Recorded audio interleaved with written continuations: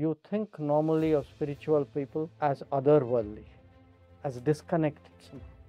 This was so connected.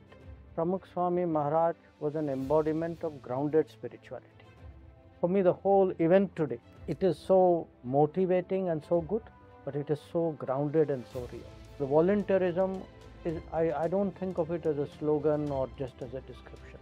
It is actually a power in our society. I feel blessed to be able to come here on the centenary celebrations of Pramukh Swami Maharaj. I think everything he did was driven by a concept of selfless service. He was touching the lives of millions of individuals. He was really driven by the heart.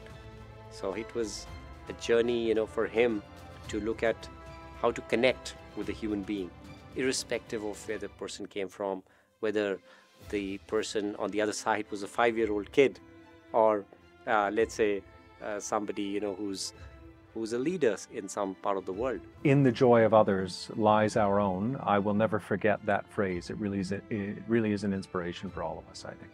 And it really is an honor to be here for the centenary of His Holiness Pramukh Swamiji.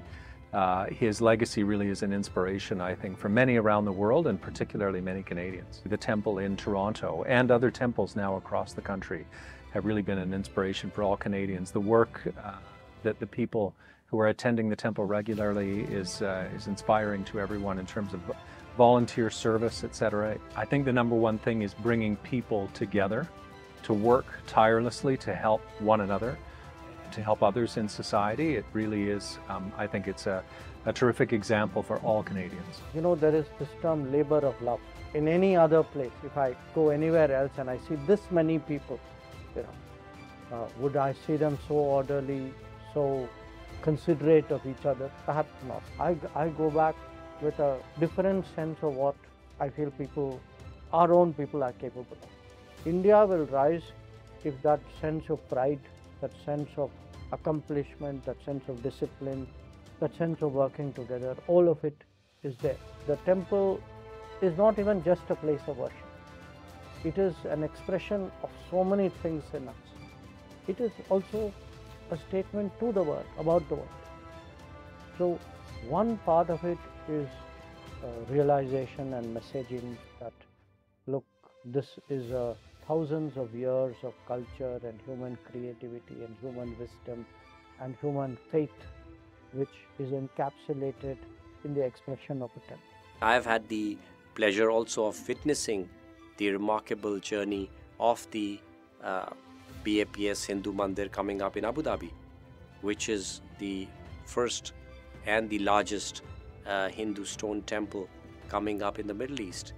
The temple is very unique because, I've been to the site and it has 7 spires, which are, basically inspired by the 7 Emirates of the United Arab Emirates. So while it is a traditional Hindu temple, but it has picked up certain, let's say inspiration from the region where it is being established. I think the culture which has been created by the BAPS Sanstha is going to be, reflected in the temple in the UAE, and I think that will make us extremely proud. I feel that Mahant Swami Maharaj, he is reflecting the best of the values which BAPS as a Sanstha stand for. I consider it a significant blessing in my life, to be blessed by none other than Mahant Swami Maharaj. And I was really grateful, for this opportunity to come here and be part of these celebrations. Maybe what's most remarkable is how many young people I've seen.